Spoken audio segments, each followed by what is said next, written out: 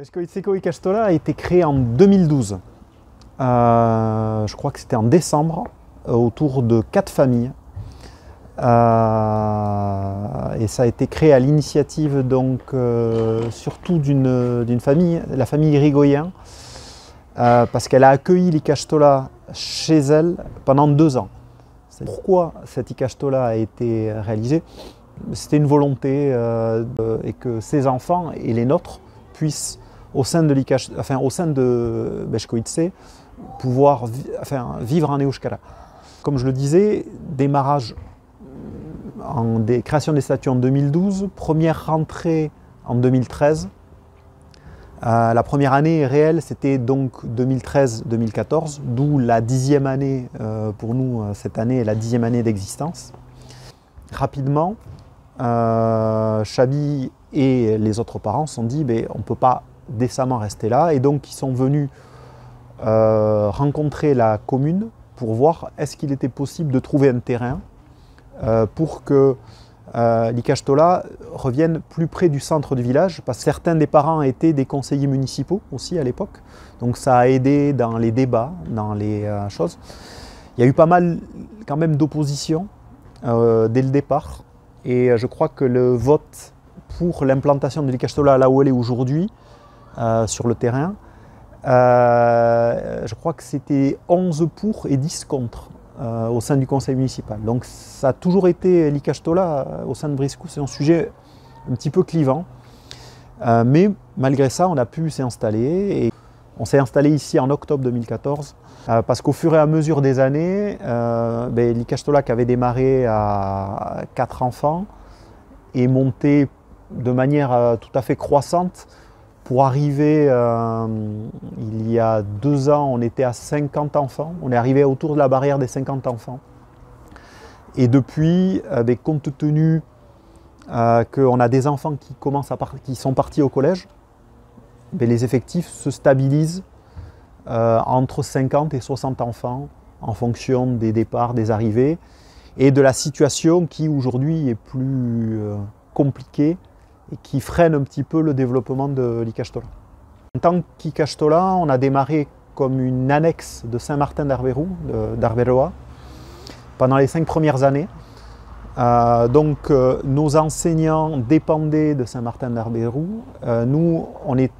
Saint-Martin d'Arberou étant reconnu sous contrat d'association avec l'État, était garant des enseignants qui étaient là. Et 5 ans après, dans le cadre du processus normal des créations des ikastola, on a pu obtenir nous-mêmes notre contrat d'association avec l'État, avec la mairie. Les premières années se sont bien passées, jusqu'en 2018, où au moment de la pose du dernier Algeco, qui a coïncidé aussi avec le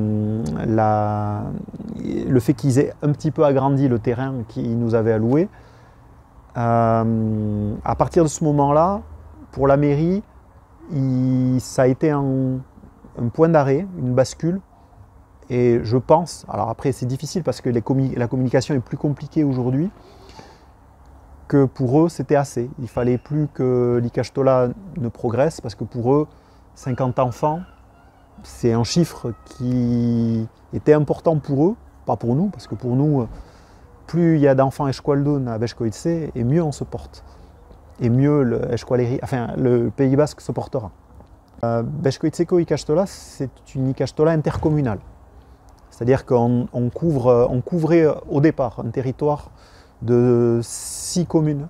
Bardoze, Urketa, Aurti, Mugere, et à Asparnere, voilà. Point de Borroka avec la mairie, parce que ils estiment qu'on n'a pas assez d'enfants de Beskoitze pour pouvoir être, entre guillemets, plus aidés que ce qu'on ne l'est déjà, selon eux.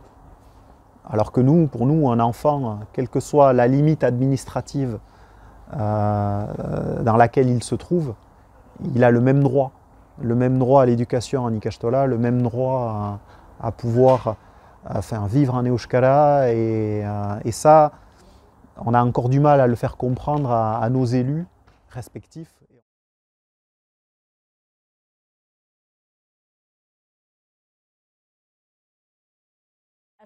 Hasiera batean eman zu garapenan ginen eman duzu dena behia zen, dena deskubri zen genuen, genuen motivazioa, gaur egun duguna ere, banan tipia izanki ez ginen ene ustez jenagarria besteentzat. Onartua ginen nunbait kozio folklorik gisa. Gero eman duzu handitzearekin, batzuak ikusi dutelaik ikastolaren garapena, ez dela bakarrik hola soko batean, bizpairu, buraso, pixka bat, ametsetan zirenak eta hola. Orduan, gure aferat, gure garapena hasi da pixkat komplikatzen. Hastapeneko onarpena birakatu da problema, eta emeki diskriminazioa ezagutu dugu.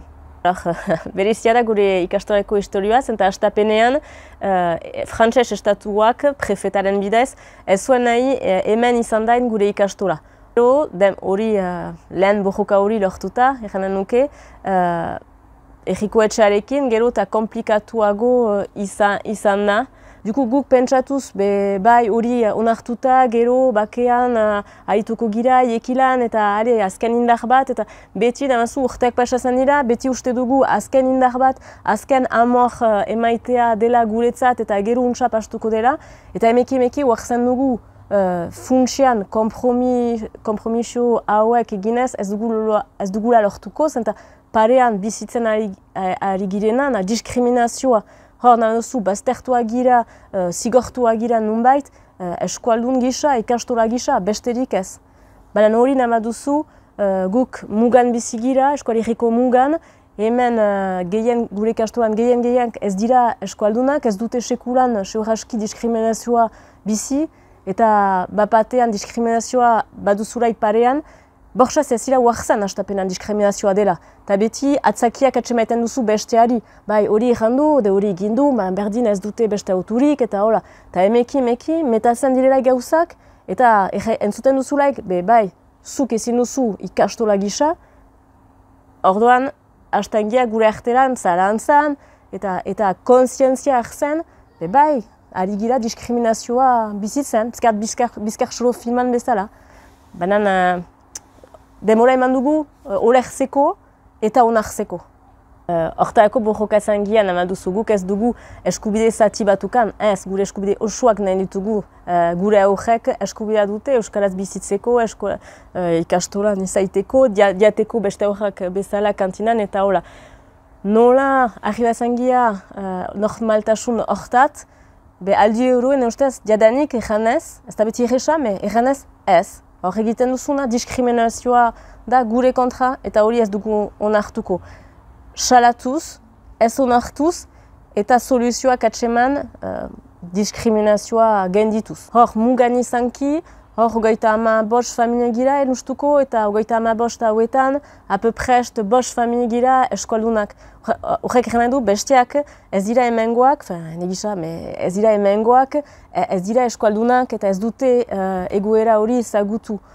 Hordoan izan da, fase bat zinez nun konsientzia hartu dugun, gero aipatu dugu ez da baida intzangia, haiek hartu dute konsientzia eta gaur egun gure ikastolan denok konsientzia dugu diskriminazioa bizi girela eta egoera anormal batean girela. Eta orduan, uste dut, marjan gira, mugan gira gizartetik, eskoizetik hortarako, maldan aliberean diskriminazio horrek indarra emaiten daku, elkartasuna emaiten daku, 10 urte horten ospatzen dugu, zintzoki arroniz egin dugun lanarekin, denok elkarrekin, 10 urte hortan gaizki nunbait pasatzen ari da guretzat eta erriko etxeak kanporatzen gaitu, baina 10 urte hauek izigarri zaila bortitza izan dira batzuetan, beti lortu dugu, beti sutik gira eta beti sukitik egonen gira.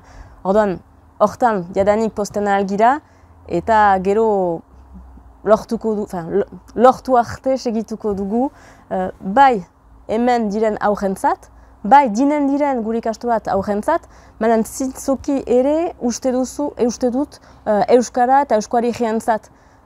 Guk bai biztana gure aurrak duten aldira beste erriko ikastola baterat, biztana egingarria dela. Orain onartzen behin badugu, bai, ez da posible hemen joanen gira, orduan mugako ikastola gisa, sinal txar bat emaiten dugu, beste egiko etxer, nunbait, bai, diskriminazioa izaten alda guretzat eta onartzen dugu. Orduan, bai hemengo aurrentzat, eskola egiko aurrentzat eta euskararentzat segituko dugu. Hemen anitz frantses familiak badira, etxen ez dute sekulan euskara entzuten eta agia bat zian, ez dute borxaz euskararen hizkuntza, eskolaren autua egiten, una dinez, baizik eta eskola tipi bat, beste hizkuntza bat ikasteko, ez da borxaz euskararena baita, horrek zen, eta emeki, kontzientzia hartuz, orduan sartzen dira. Astapenan egiten dute, bilkura berbara frantsesez eman dezagun, zenta ez dugu onertzen. Eta emeki, guk eskualdunok eta paradak emaiten ditugu, eta haiek erzen dituzte ere, eskualduntzeko haien burua. Hor, urtero, lauzpabaz urte orain, buraso batzu, ari dira euskara ikasten imersioan. Urte bat, orainera 5 urte, urtero gutienetik gure ikastolako buraso batek hartzen du urte bat euskara ikasteko imersioan. Horrek buraso gisa posten gaitu, anjo gira haietaz, eta irakusten da beste burasoak, bai urte batez, posible da, eskualduna izaten alniz. Eta ze ajotasuna aurrek ikusten dutelaik haien burasoak euskara ikasten ari. Hori dela pixka bat gure indaja eskuaregiari, eganez gu mugan bizigira, guk sumeki gure mailan lortzen dugu zait, sumea izanik ere zerbait eskuararen alde, eskuaregian alde, hala denok egiten dugu, eta guk hemen mugatik ez baima dugu lasatzen, eta baimagia beti emeki antzinatzen, orduan eskuaregia egonen da eta euskara egonen da.